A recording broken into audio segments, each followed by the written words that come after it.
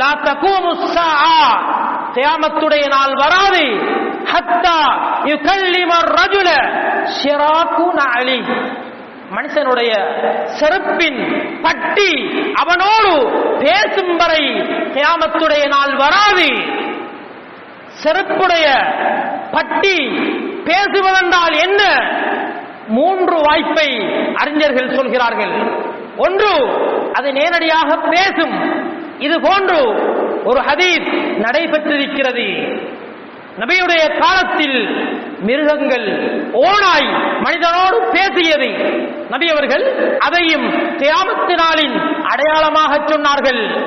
ஐவாய் மிருகங்கள் மனிதனோடு பேசும் வரை உலகம் அழியாது. இது நடந்துவிட்டது.